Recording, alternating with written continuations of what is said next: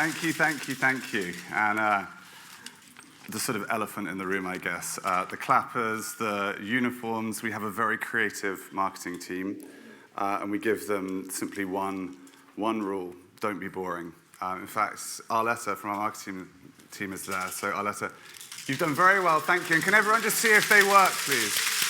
They do work. Arletta, very creative.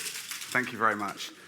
Hello, everyone. My name is Max Landry. I have a slightly hoarse voice, so apologies. I'll try and speak into the microphone. I'm one of the founders of a company called Peppy. Some of you may know us. I recognize many of you, so it's lovely to be back at REBA. Today, I'm here to talk about what we think will be some of the big changes that are coming to us in the world of healthcare. How we think the role of employers is about to change quite significantly, and how we think it's going to get much bigger, and therefore how we think the role of employee benefits professionals is going to change. There's, of course, a sort of spoiler. In the title, we think your role is going to get significantly bigger. In fact, more than that, we think that you will be one of the groups of people that will actually be determining the sort of future changes and what the future state of healthcare will look like. And ultimately, people like you will be the people that shape the healthcare that the rest of society gets. So, no pressure. But as Billie Jean King once said, pressure is a privilege, so it's certainly a good position for you to be in. But we can already see that the transition has started in the relationship between the state and its citizens when it comes to healthcare. That, I think, is apparent to everyone who lives in the UK.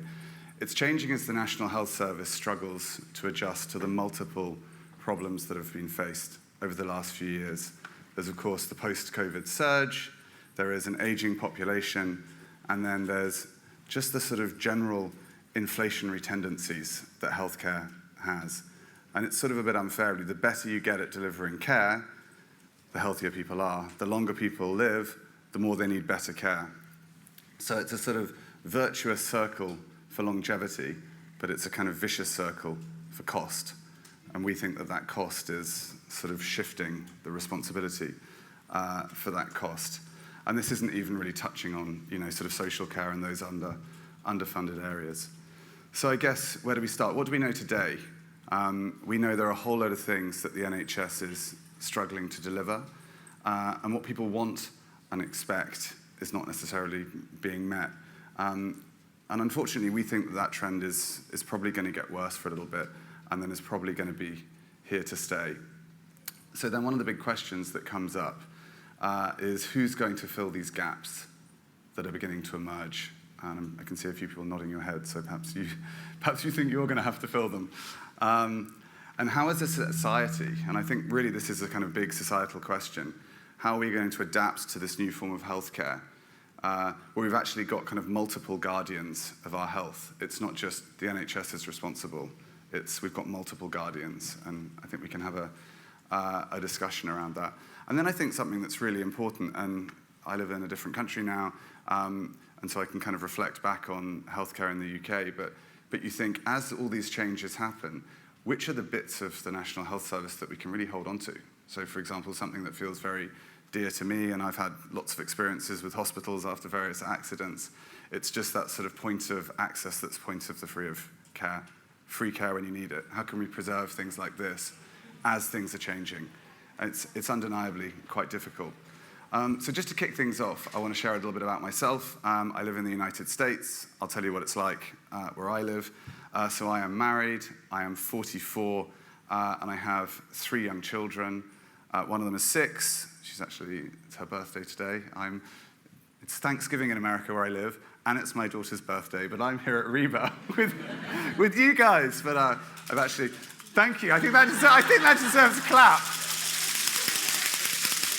Thank you. Although the good news is we've lied to my daughter and told her birthday's tomorrow.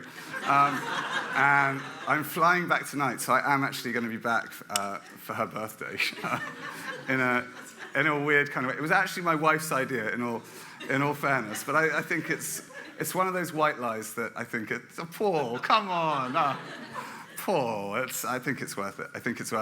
I also have a 2-year-old and also a 7-month-old, which is perhaps why I look so exhausted.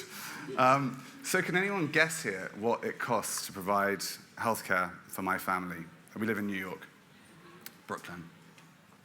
What do you think? How much? 20,000. That's a good guess. Does anyone want to go higher or lower? 30. 50, did someone say? Yeah. Well, you're very good, you people. So no, I didn't. There's the answer. So the answer is it's a sort of combination. So my employer, Peppy, pays about $30,000 a year for me to have access to care. I then have to pay about a further $10,000 a year that's taken out of my wages. Every time I go to use services, which everyone seems to be ill constantly in New York, so I'm with 3 young children, it's all the time. You have a copay, so it's kind of technically being paid by the insurance, but I also have to pay as well. And then there's this really awful concept, which is like your maximum out of pocket. Does anyone know about this? So it's like, yeah, you've paid already so far. I think we've logged up about $40,000. But then there's this deal where, yeah, but I still have to pay the first $5,000 of anything big. So for example, we had a baby 7 months ago, so there's another $5,000. So for my family, the cost is about $45,000 a year. And this is like, it's not bad healthcare, it's not the best, it's just sort of middle of the road. It's extremely expensive. Now, there are lots of reasons why we might be paying more than we need to. We're a fairly small company. I have 3 children, but the point remains the same. Providing access to the kind of care that growing up in the UK I considered to be completely normal is incredibly expensive there. And the reality is the lion's share of that is actually paid by my company, not by me. So I think the big question becomes, how did this happen? How is this the case? And how can we make sure that we do not do the same thing here in the UK? And some of the signs are looking like we are beginning to follow in that direction. So, I mean, does anyone have a view of why US healthcare is so expensive? Pharmaceutical companies. Yeah, there's a lot of selling of drugs. I can certainly say that. Universal healthcare has never been. Yeah. Yeah, and it's very, very complicated if anyone's had any experience. I mean, like, having a baby is just so complicated in America. But there's really sort of some very basic differences and points. It's like hugely inefficient because there isn't a system. So you've basically got all these competing systems. And it's massively over-commercialized. And you only really realize when you're there. So what you end up with is this kind of very, very strong reliance on over-intervention. And anyone who's experienced any kind of healthcare in America realizes that there's lots of selling. And from a sort of British healthcare perspective, that seems a bit alien. You like go to the doctor and they give you what you need. That's not what it's like in America. It's, we give you what you need, but there's also lots of like, hey, look at this shiny thing that you might also need. So you've got people selling everything from tests to products to appointments. And basically money is made in each of these transactions and each of these interactions. So there's lots of people that are there to make sure you do book your next appointment, to ensure that you do take that test. When I got my first prescription, it was really interesting actually. So you get your prescription sent to the pharmacist gets your phone number and starts basically like telesalesing you to get your prescription. And that's kind of okay if it's just come and collect your antibiotics for your cold. But like my neighbor had really ruined his knee and had to have the cartilage replaced in his knee. And he was on oxycottin, I think it's called, the really hardcore opioid. And basically he said, within like the moment I took it, my pain had gone. And anyway, after like 3 or 4 days, him and his wife were saying, it's actually probably not a good idea that I keep taking this stuff because it's just, there's no pain. And then he just starts getting text messages. You can have more, you can have more, you can have more. And just witnessing this with my friend who lives opposite me, you realize how difficult that is to get out of that. And again, why do people do that? Because they're selling it. So the interest is not necessarily always what do you need, but it's much more around what could you need. And it's that difference between do and could that really is the area of what can we sell you. So you end up with a lot of low-value procedures. Low value as in, I don't really need them, but they're expensive. And if anyone wants to look into this, there's an incredible book called Watch My Back, or Watch Your Back, which is around how this whole system of, you've got a slightly sore back, you probably should do some exercises and go to the physio, but there's a whole industry around, no, you need to have back surgery because it costs $20,000. But there is one point that's just bigger than all of the other points put together. And if you just think about what a healthcare journey is like, so I have a problem and I need healthcare.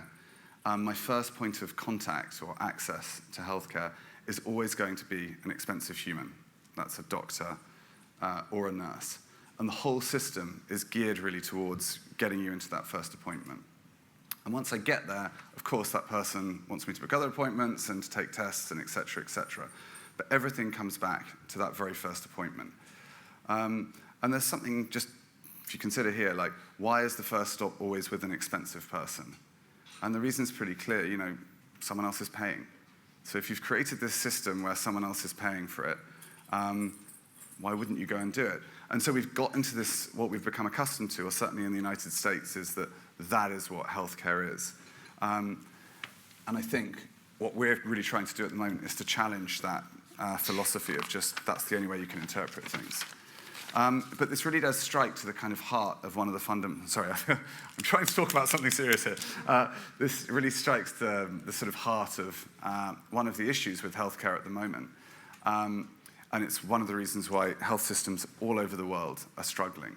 It's this sort of simple mismatch between the supply of clinicians and the ever-growing demands that we as people have. So if you look at every private insurer, every health system, and every form of health system around the world, this problem is the same. The supply and demand of clinicians is not matched. And obviously, sometimes rich countries make it worse for poor countries by taking their clinicians, which really makes the problems worse at home. And then you've got all the other stuff like, aging workforces, et cetera, et cetera. And so this problem is only getting worse. So we basically can't train people fast enough. And even if we could, there still wouldn't be enough because there's essentially unlimited demand, as we've witnessed. And the only way we treat people is by using expensive people. So something has got to give here. And really what I'm talking about here is only talking about one half of the problem in the American system, because everything I've said is based on the assumption that you can afford to pay, or that someone can afford to pay. So the result is that you have kind of half of society, like me, who can afford to pay and does get care, and then you have half of society that can't really afford to pay and gets very, very limited care. So you end up with two problems, really, and neither of those groups of people is satisfied, because everyone's always complaining in America about it. And also then this inequality within the system is just increased year on year. So this is really where we come up to the big question, and one of the things I want to focus on today. And it is a societal question, I think, and it's one of the big societal questions for our time. And that's how can I, how can we, how can you, how can everyone here deliver healthcare more efficiently? And this is really what I want to explore with you today. So at Peppy, we've spent a lot of time thinking about this over the last 5 years. We are, of course, a provider of menopause support and perinatal support and fertility support, but really, we've been thinking about this much bigger problem. And so from all the work we've done, we've really come to the conclusion that there are only two answers to this problem to ensure that we don't follow the US model. One is we've got to take a more preventative approach to healthcare, and I think everyone would probably agree with that.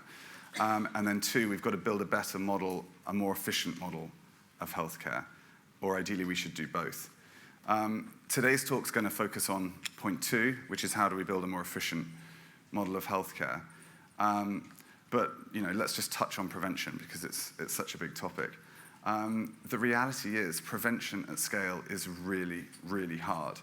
And we can look at some really just basic examples. So we have known for decades that we should all eat 5 pieces of fruit and vegetables every day.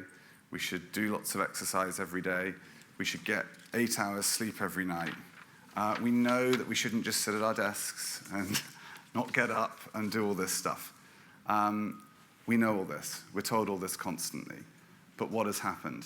And I'm gonna share some stats. But actually, before I share some stats, just like, who in this room gets 8 hours sleep every night, eats 5 fruit and veg every day, and does exercise? Is there anyone? And be brave. Yes. Well, she deserves a clap. Only one. Well done, you. I mean, well done, you. Well done, you. And the reality is it's really difficult. Like, if you do that, then you're very disciplined, and I assume that's like become a big thing for you. And well done. How many do 2 out of 3, by the way? Well done. You get a little clap. I think that's pretty good too. I don't know where I am on that spectrum, but definitely don't get enough sleep. I don't eat enough vegetables. So look, let's look at what the stats say then. So we've known this advice. We know what we want to do. We've all acknowledged it's actually quite difficult to do this. So this is drilled into us at school by the GP, et cetera, et cetera. Oh my God, we've only got 4 minutes left. I need to speed up. So basically, despite knowing all of this, the problems have only got worse and worse. I'm going to jump forward a bit because I'm way away from what I think we need to do. So I'm going to ask you all very quickly, what do you consider healthcare to be? Because the crux of this argument that I want to make is that we have to redefine what we think healthcare is.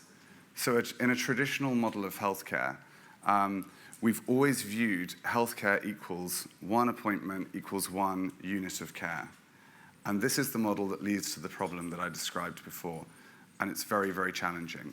So what we've spent a lot of time doing is exploring alternative models of delivering care that can be scalable and can be much cheaper, and with unit economics that enable more people to get help.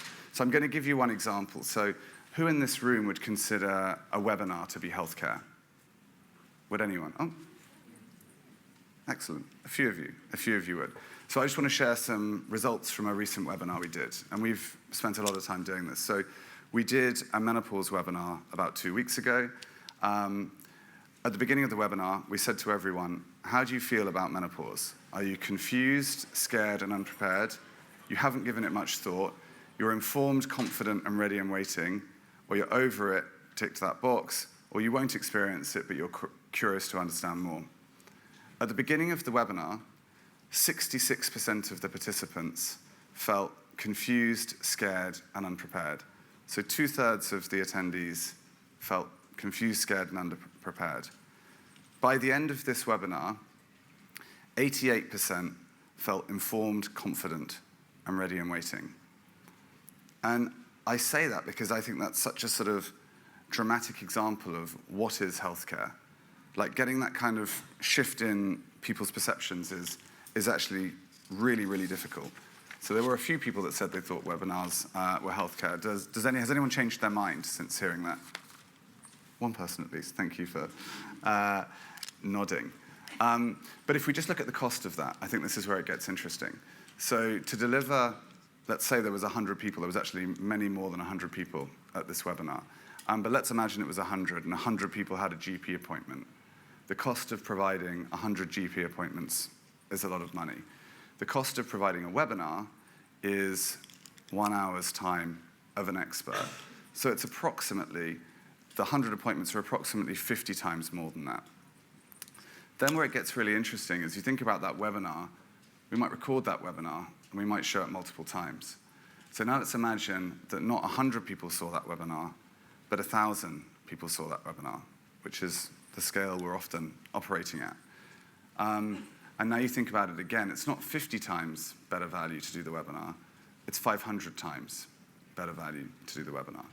Now, I'm being a bit unfair because people who have access to Peppy have a whole range of other things, and webinars are just an element of it. I don't know how I'm going to tell you about them in 34 seconds. But what we've discovered is that by having this multimodal layer approach to healthcare, where you have different levels of engagement, where you meet people at where they are and what they need and when they need it, you end up only using the more expensive elements of healthcare, like appointments, for the people that really need them, and then they can get access to the care they need immediately. And you can solve a lot of problems in these layers before. So, actually, time up. Is that it? So, thank you very much for listening. Thank you.